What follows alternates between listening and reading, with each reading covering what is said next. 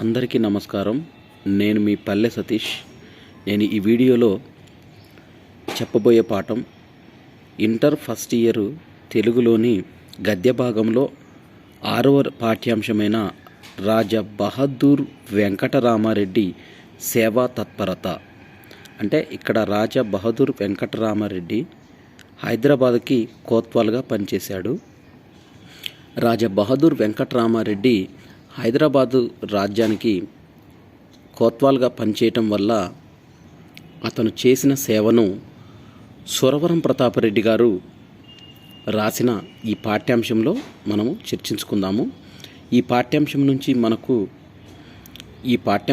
మనకు రచయిత పరిచయము, అదేవిధంగా పాఠ్యభాగంలో నుంచి మనకు వ్యాసరూప సమాధానాలు, సంగ్రహరూప సమాధానాలు, 3 మార్కుల ప్రశ్నలు, 6 మార్కుల ప్రశ్నలు, అదేవిధంగా 1 మార్కు ప్రశ్నలు అనేవి మనకి ఎగ్జామ్లో అడుగుతారు. ఇప్పుడు ఒక్కొక్క అంశాన్ని చూసుకుంటూ వెళ్దాము. మనము రచయిత సురవరం ప్రతాపరెడ్డి గారి గురించి మనం చూసినట్లయితే తెలంగాణ సామాజిక రాజకీయ సాంస్కృతిక వైతాళికుడు సురవరం ప్రతాపరెడ్డి. వైతాళికుడు అంటే తన సాహిత్యం ద్వారా జనాలని మేలుకొలిపేవాడు.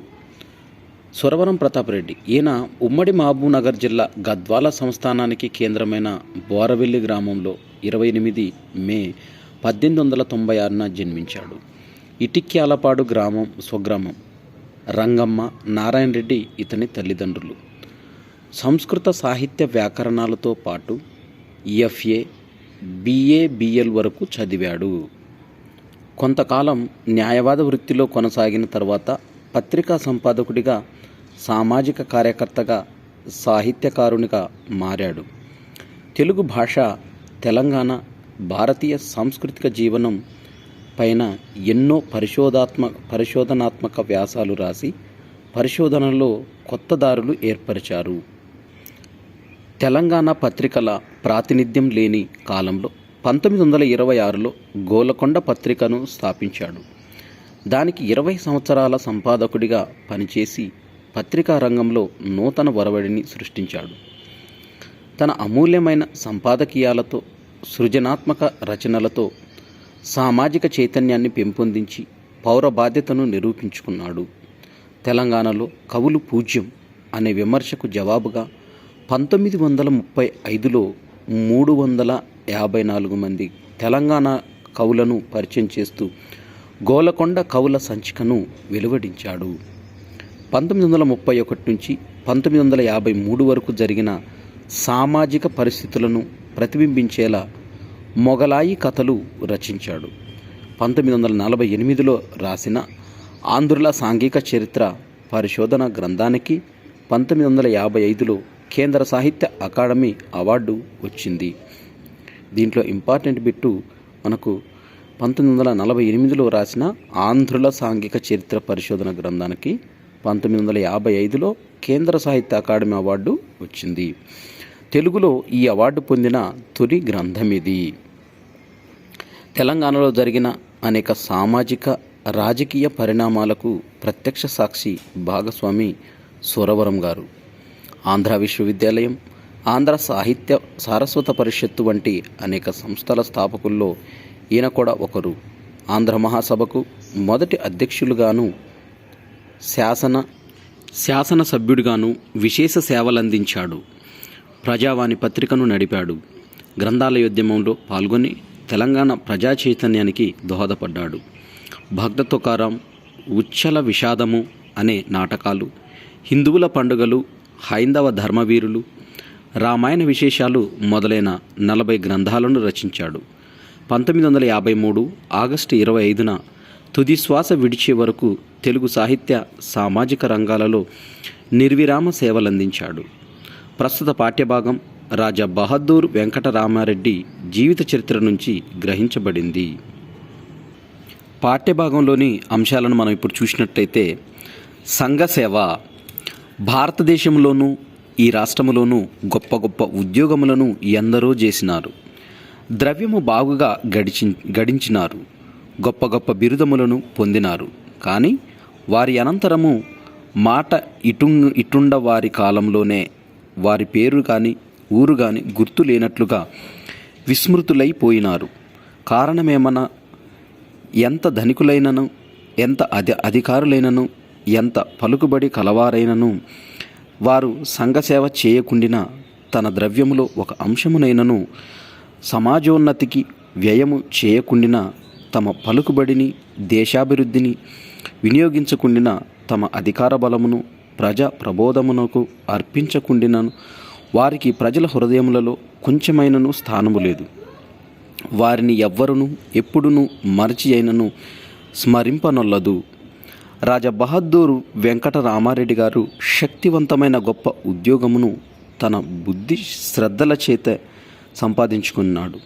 తద్వారా మంచి వేతనమును పొందుచు ధనికులైనారు. అన్ని సంఘములందును మంచి పలుకుబడిని సంపాదించుకున్నారు. నవాబులు, రాజులు, మహారాజులు, కోటీశ్వరులు, మార్వాడీలు, వకీళ్ళు, ఉద్యోగులు, బీదవారు, రైతులు, సర్వ విధముల జనులను వారికి వశవర్తులైన వారు. వారాంధ్రులైనను కేవలాంధ్రులలోనే గాక కర్ణాటక, మహారాష్ట్రలోనూ మంచి పలుకుబడి కలవారు. వారు ఇంచుమించు రాష్ట్రంలోని అన్ని జిల్లాలను ఉద్యోగము చేసినారు. ఉర్దూ రానట్టి బీద రైతులు తమ కచేరీకి వచ్చినప్పుడు వారి భాషలో మాట్లాడువారు.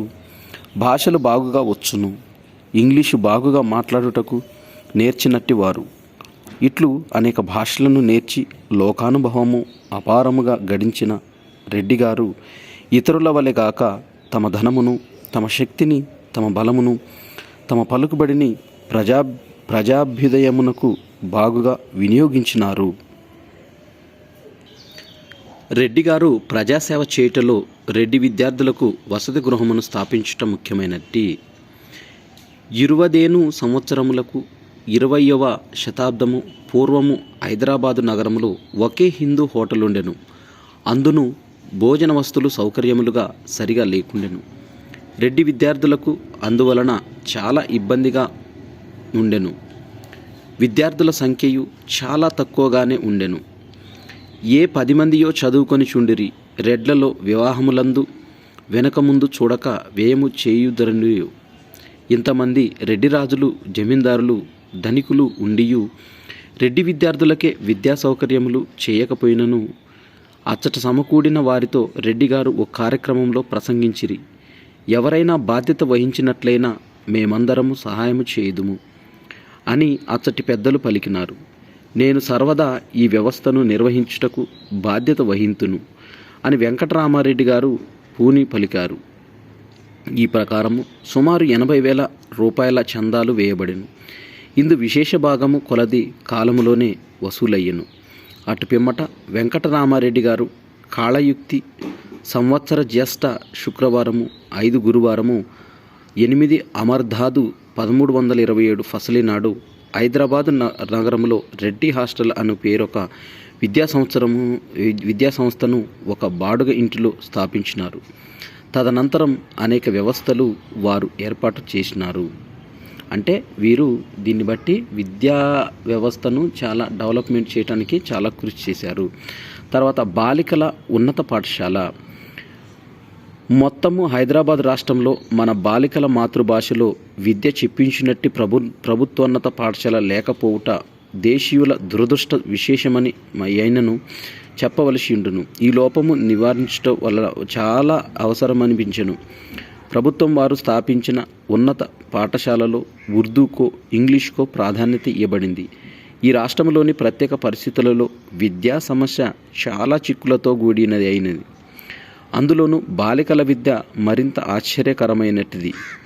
ఉర్దూ భాషలో ప్రధానముగా ఉన్నత విద్యాభ్యాసము కావించుటచే ఉర్దూ మాతృభాష కానీ బాలికలకు గొప్ప కష్టముగా ఉన్నది.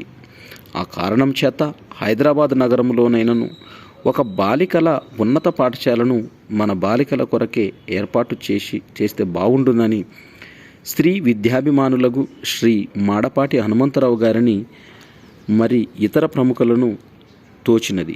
అట్టి దృక్పథముతో వారొక బాలికల పాఠశాలను స్థాపించారు.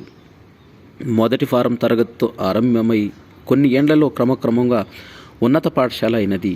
తుదకు బాలికల ఉన్నత పాఠశాలను బొంబాయి రాజధానిలోని పూనా నగరంలో కార్వే మహాశయులచే స్థాపించబడిన మహిళా విద్యాపీఠముతో జతచేసి అచట అంగీకారమును పొంది వారిచే మెట్రిక్ పరీక్షా పట్టములను బాలికలకిప్పించి ఈ పాఠశాలను నడుపుచున్నారు. ఇట్టి పాఠశాల యొక్క పాలక వర్గమునకు శ్రీ వెంకటరామారెడ్డి గారు అధ్యక్షులైరి. వారు ప్రతి విషయమునను మంచి శ్రద్ధను వహించి సలహానిచ్చుటియేగాక స్వయముగా ద్రవ్య సహాయమును చేసియున్నారు. ఇంతేగాక BA తరగతి వరకు చదువునుత్సాహము గల బాలికలకు ప్రైవేటుగా విద్య చెప్పించి వారిని పరీక్షల కంపుచున్నారు. ఈ రీతిగా కొందరు యువతులు BA పరీక్షలో కడతేరినారు. పరోపకారిణి బాలికా పాఠశాల.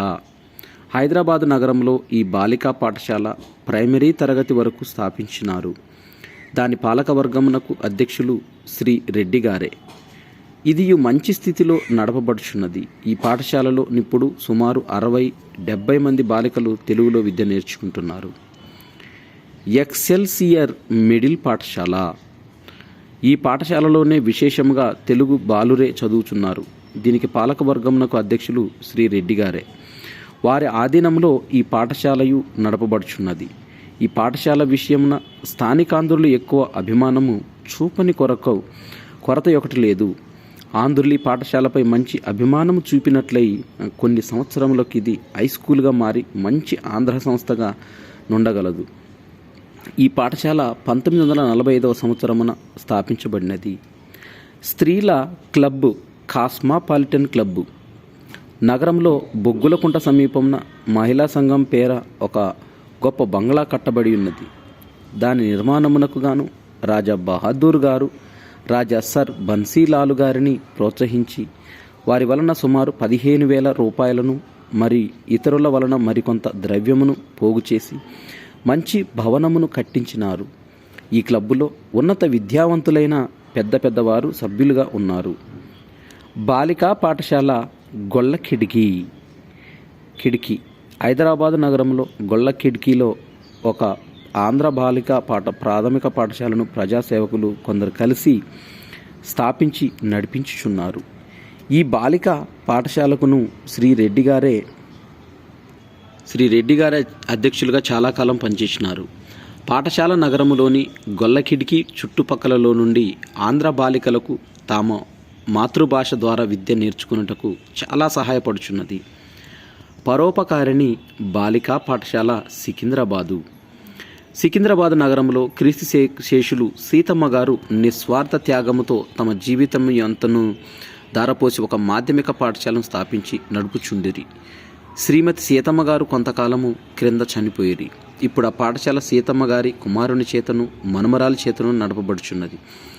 ఆ పాఠశాలకు శ్రీ రెడ్డి గారు చాలా సహాయం చేసి ఇతరులచే చేయించి దాని అభివృద్ధికి కారకులైనారు. ఆంధ్ర విద్యాలయము. హైదరాబాదు నగరంలో తెలుగు పిల్లలకు మాతృభాష ద్వారా చదువు చెప్పుట ఒక మాధ్యమిక పాఠశాల అయినను లేకపోవుట ఆ కాలమున తీరని లోటుగా ఉండెను. తరువాత 1931వ సంవత్సరమున దేవరకొండలో జరిగిన మహాసభలో ఇటువంటి పాఠశాల ఒకటి నగరములో నిర్వహించుటకు తీర్మానము జరిగినది. కానీ 1944 వరకు ఈ తీర్మానము అమలు జరగలేదు.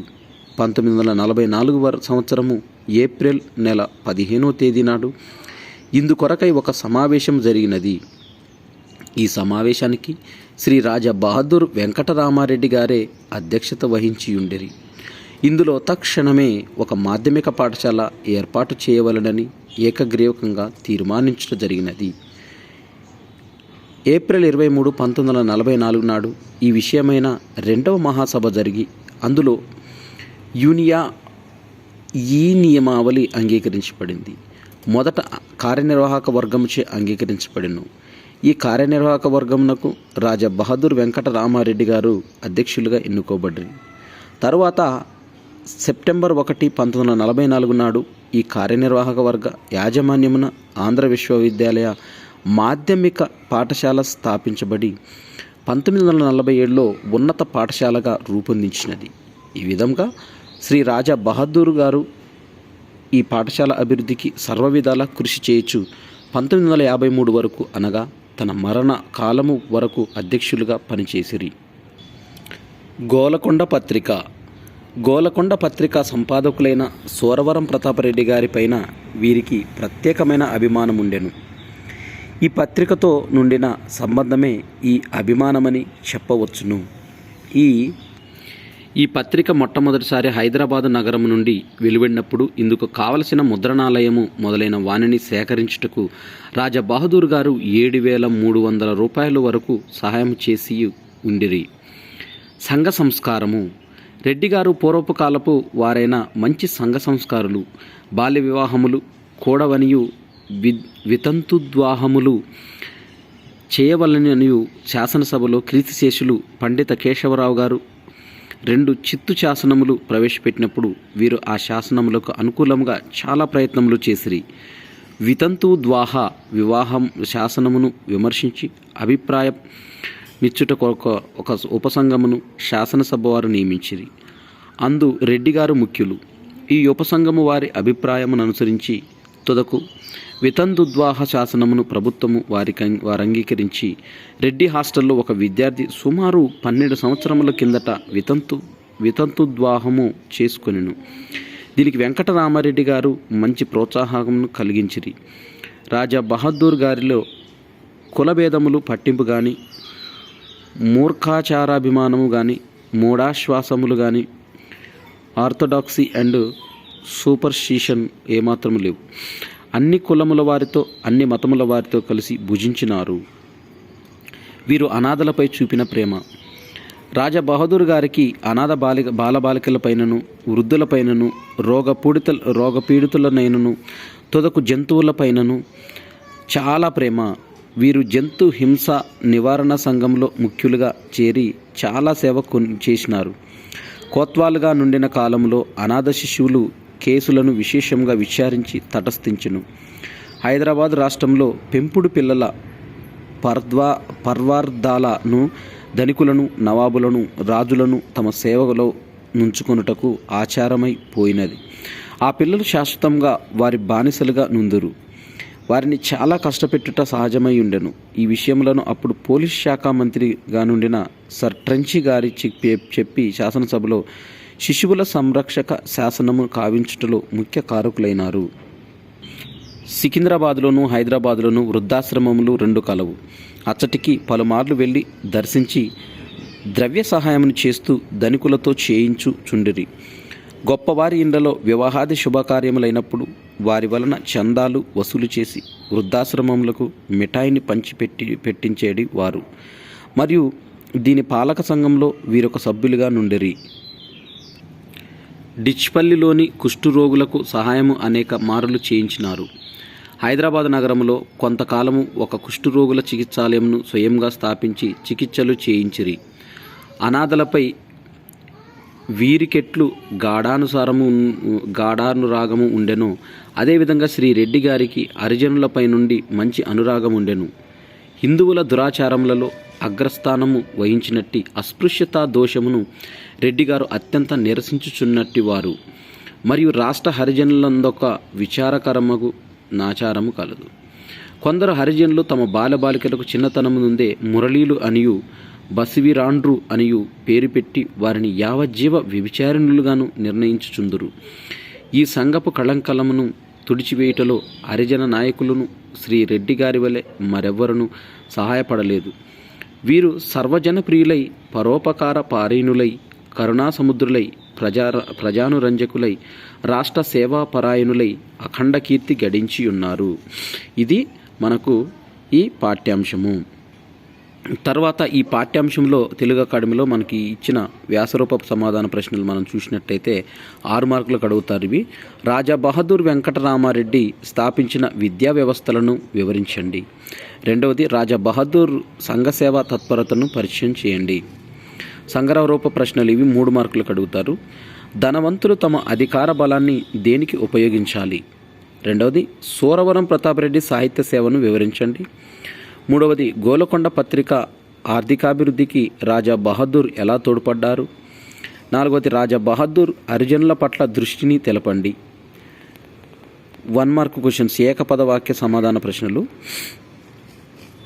దీంట్లో సూరవరం ప్రతాపరెడ్డి ఎప్పుడు జన్మించాడు, సూరవరం ప్రతాపరెడ్డి రాసిన ఏ గ్రంథం కేంద్ర సాహిత్య అకాడమీ పురస్కారం పొందింది, అనాథ బాలబాలికల సంరక్షణ కోసం ఎలాంటి శాసనం వచ్చింది, బొంబాయిలో మహిళా విద్యాపీఠం ఎవరు స్థాపించారు, స్త్రీల క్లబ్బు భవన నిర్మాణానికి ఎవరు ఆర్థిక సహాయం చేశారు, స్వార్థం లేకుండా పరోపకారిణి బాలికల పాఠశాల నడిపింది ఎవరు, ఏడోది రాజా బహదూర్ కాలంలో వృద్ధాశ్రమాలు ఎక్కడెక్కడ కలవు, ఎనిమిదోది సర్ ట్రెంచి ఎవరు.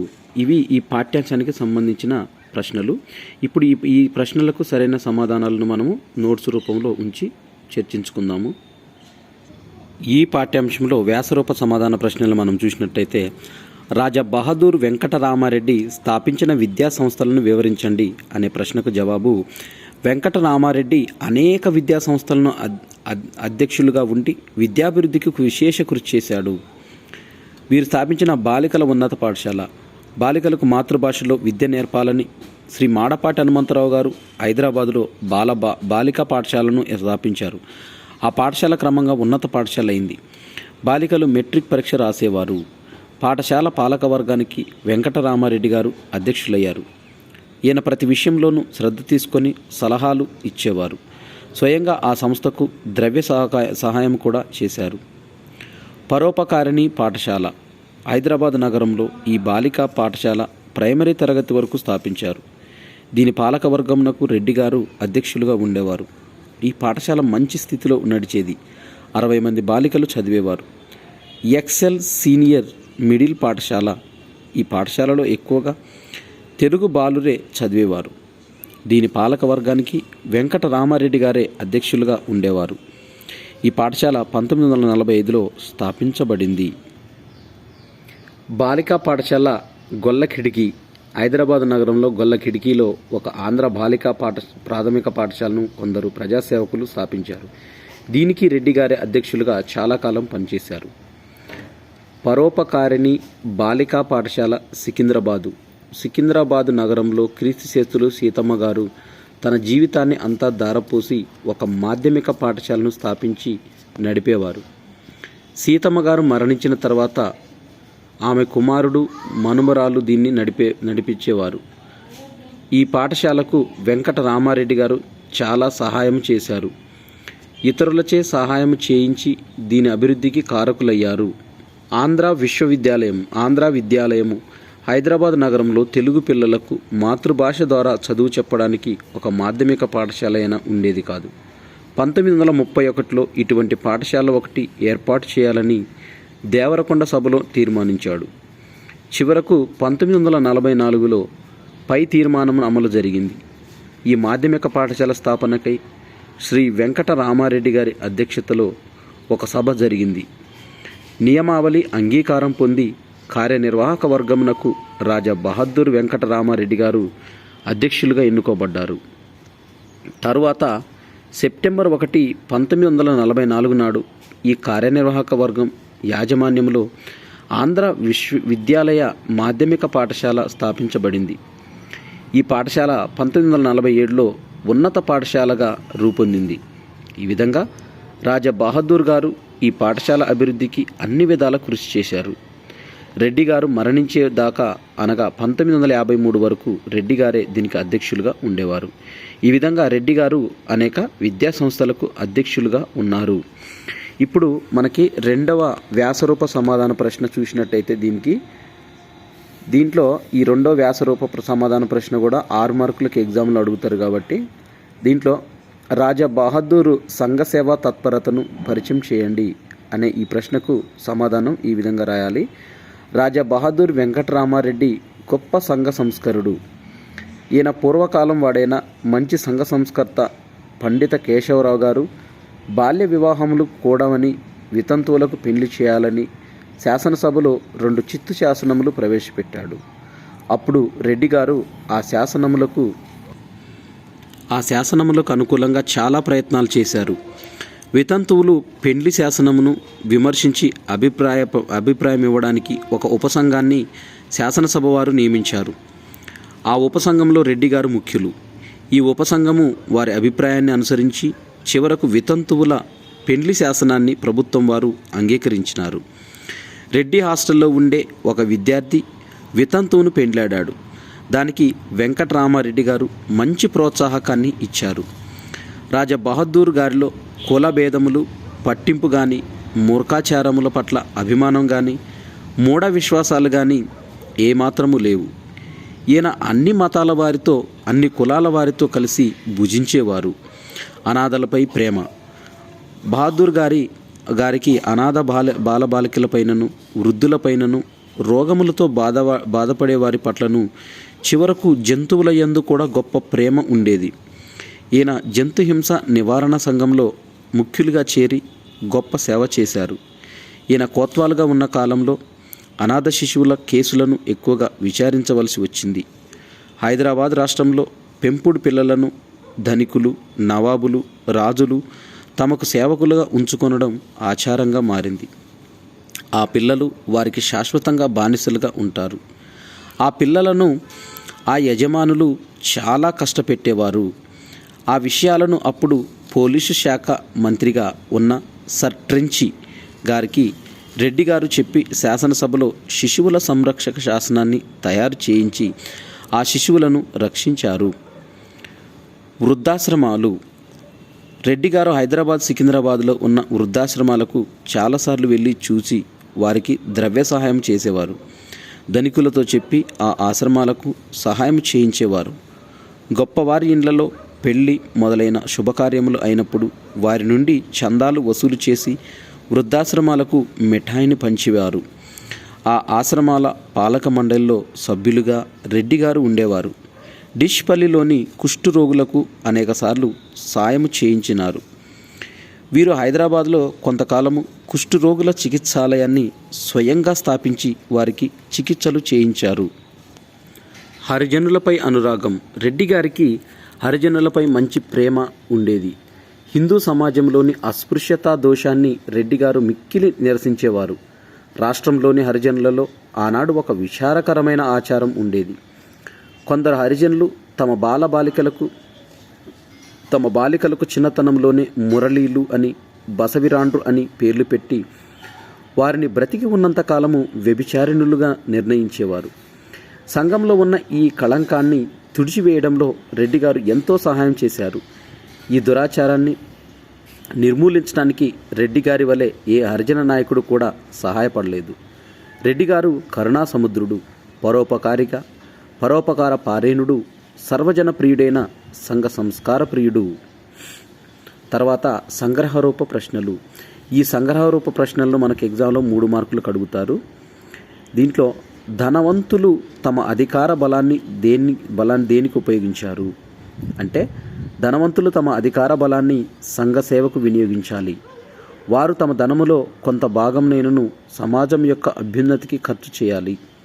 వారు తమ పలుకుబడిని దేశాభివృద్ధికి వినియోగించాలి. వారు తమ అధికార బలమును ప్రజలను ప్రబోధించడానికి అర్పించాలి. ధనవంతులు తమ అధికార బలాన్ని దేశాభివృద్ధికి, ప్రజలను మేల్కొల్పడానికి వినియోగించకపోతే వారికి ప్రజల హృదయాలలో కొంచెము కూడా స్థానము ఉండదు. అటువంటి వారిని ఎవ్వరూ ఎప్పుడూ పొరపాటును కూడా స్మరించుకోరు. ధనవంతులు తమ పలుకుబడిని, ధనాన్ని దేశాభివృద్ధికి ఉపయోగించకపోతే వారికి వారి కాలంలోనే ఊరు పేరు ఉండదు. వారి తరువాత వారిని ఎవ్వరూ స్మరించరు అని రాస్తే సరిపోతుంది. తర్వాత 2వ సంగ్రహరూప సమాధాన ప్రశ్న. సురవరం ప్రతాపరెడ్డి సాహిత్య సేవను వివరించండి. 3 మార్కులకు అడుగుతారు ఇది. సురవరం ప్రతాపరెడ్డి గారు తెలుగు భాష, తెలంగాణ, భారతీయ సాంస్కృతిక జీవనంపై ఎన్నో పరిశోధనాత్మక వ్యాసాలు రాసి పరిశోధనలో కొత్త దారులు ఏర్పరిచాడు. తెలంగాణలో పత్రికల ప్రాతినిధ్యం లేని కాలంలో 1926లో గోలకొండ పత్రికను స్థాపించారు. 1926లో గోలకొండ పత్రికను స్థాపించారు. ఆ పత్రికకు 20 సంవత్సరాలు సంపాదకుడిగా ఉండి పత్రికా రంగంలో క్రొత్త ఒరవడిని స్థాపించాడు. తన సాటిలేని విలువైన సంపాదకీయాలతో, సృజనాత్మక రచనలతో సామాజిక చైతన్యాన్ని పెంచాడు. తెలంగాణలో కవులు లేరు అనే విమర్శకు జవాబుగా 1935లో 354 మంది తెలంగాణ కవులను పరిచయం చేస్తూ గోలకొండ కవుల సంచికను వెలువరించారు. 1931 నుంచి 1953 వరకు జరిగిన సామాజిక పరిస్థితులను తెలిపేలా మొగలాయి కథలను రచించాడు. 1948లో ఈయన రాసిన ఆంధ్రుల సాంఘిక చరిత్ర పరిశోధనా గ్రంథానికి 1955లో కేంద్ర సాహిత్య అకాడమీ అవార్డు వచ్చింది. తెలుగులో ఈ అవార్డు పొందిన తొలి గ్రంథం ఇదే. ఆంధ్ర సారస్వత పరిషత్తు స్థాపకుల్లో ఈయన ఒకడు. ఈయన ప్రజావాణి పత్రికను నడిపాడు. గ్రంథాల ఉద్యమంలో పాల్గొన్నాడు. ఇక ప్రతాపరెడ్డి రచనలు చూసినట్లయితే భక్త తుకారం, ఉచ్చల విషాదము అనే నాటకాలు, హిందువుల పండుగలు, హైందవ ధర్మవీరులు, రామాయణ విశేషాలు మొదలైన 40 గ్రంథాలు ఈయన రచించాడు. ఈయన జీవించి ఉన్నంతకాలము తెలుగు సాహిత్య సామాజిక రంగాల్లో తమ సేవలను అందించాడు. తర్వాత సంగ్రహరూప ప్రశ్న చూసినట్టయితే గోలకొండ పత్రిక అభివృద్ధికి రాజా బహదూర్ ఎలా తోడ్పడ్డాడు?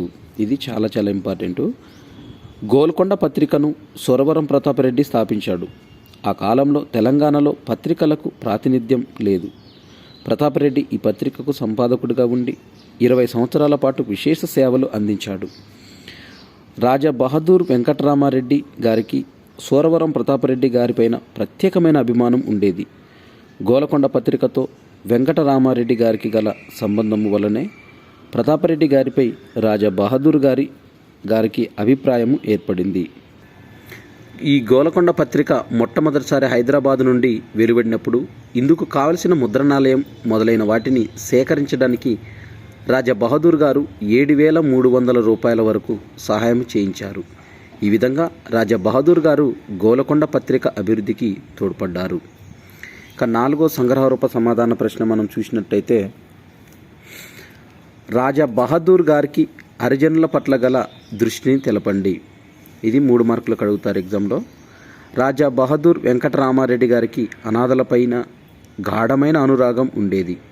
అదేవిధంగా వీరికి హరిజనులపైన కూడా మంచి అనురాగం ఉండేది. హిందువుల దురాచారములలో అస్పృశ్యతను పాటించడం అనే దురాచారం అగ్రస్థానం వహించింది. ఈ అస్పృశ్యతా దోషాన్ని రెడ్డి గారు మిక్కిలి నిరసించారు. అదేగాక ఆనాడు రాష్ట్రంలో హరిజనులు ఒక విచారకరమైన ఆచారం ఉండేది. కొంతమంది హరిజనులు తమ బాలికలకు చిన్నతనమునందే మురళీలు అని, బసవిరాండ్రు అని పేర్లు పెట్టి వారిని బ్రతికినంత కాలము వ్యభిచారిణులుగాను నిర్ణయించేవారు.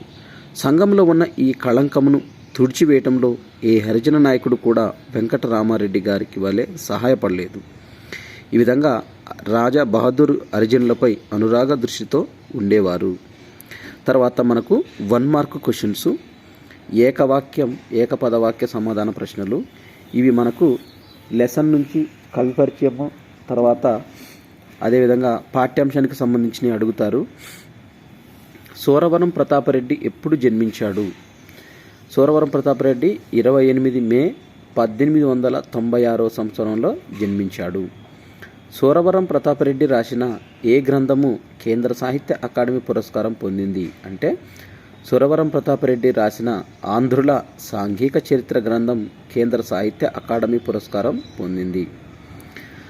అనాథ బాలబాలికల సంరక్షణ కోసం ఎలాంటి శాసనం వచ్చింది అంటే అనాథ బాలబాలికల సంరక్షణ కోసం శిశువుల సంరక్షక శాసనము వచ్చింది. బొంబాయిలో మహిళా విద్యాపీఠం ఎవరు స్థాపించారు అంటే బొంబాయిలో మహిళా విద్యాపీఠాన్ని కార్వే మహాశయుడు స్థాపించాడు. స్త్రీల క్లబ్ భవన నిర్మాణానికి ఎవరు ఆర్థిక సహాయం అందించారు అంటే స్త్రీల క్లబ్ భవన నిర్మాణానికి రాజా సర్ బన్సీలు గారు ఆర్థిక సహాయం చేశారు. స్వార్థం లేకుండా పరోపకారిణి బాలికల పాఠశాలను నడిపింది ఎవరు అంటే స్వార్థం లేకుండా పరోపకారిణి బాలికల పాఠశాలను నడిపింది క్రీస్తుశేషులు సీతమ్మ గారు ఈ పరోపకారిణి పాఠశాలను నడిపాడు. రాజా బహదూర్ కాలంలో వృద్ధాశ్రమాలు ఎక్కడెక్కడ కలవు అంటే రాజా బహదూర్ కాలంలో హైదరాబాదులోను సికింద్రాబాదులోను వృద్ధాశ్రమములు కలవు. సర్ ట్రెంచి ఎవరు అంటే సర్ ట్రెంచి రాజా బహదూర్ వెంకటరామారెడ్డి గారి కాలంలో పోలీసు శాఖ మంత్రిగా పనిచేశారు. స్త్రీ విద్యాభిమానం గల ప్రముఖుడు ఎవరు అంటే స్త్రీ విద్యాభిమానం గల ప్రముఖుడు రాజా బహదూర్ వెంకటరామారెడ్డి గారు. మన సమాజంలో ఆనాటి దురాచారాలు ఏవి అంటే, మన సమాజంలో అస్పృశ్యతా దోషము, బాలికలను బాల్యంలోనే మురళీలు, బసవిరాండ్రు అనే పేరుతో వ్యభిచారిణులుగా నిర్ణయించటం అనేవి దురాచారాలుగా ఉన్నాయి. ఇవి ఈ పాఠ్యాంశానికి సంబంధించిన రచయిత పరిచయము, పూర్తి పాఠ్యాంశము, అదేవిధంగా 6 మార్కుల వ్యాసరూప సమాధాన ప్రశ్నలు, అదేవిధంగా 3 మార్కుల సంగ్రహరూప సమాధాన ప్రశ్నలు, అదేవిధంగా 1 మార్కుకు సంబంధించిన మొత్తము ప్రశ్న జవాబులన్నీ మొత్తము ఈ వీడియోలో అందించడం జరిగింది. ఈ వీడియో మీకు నచ్చినట్టయితే లైక్ చేయండి. ఇంటర్ ఫస్ట్ ఇయర్లో తెలుగు తీసుకున్న విద్యార్థులకు ఈ వీడియోని షేర్ చేయండి.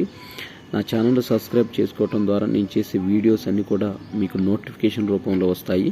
ఈ వీడియో పైన ఏమన్నా సందేహాలుంటే కామెంట్ బాక్స్లో కామెంట్ చేయండి. Thank you everyone.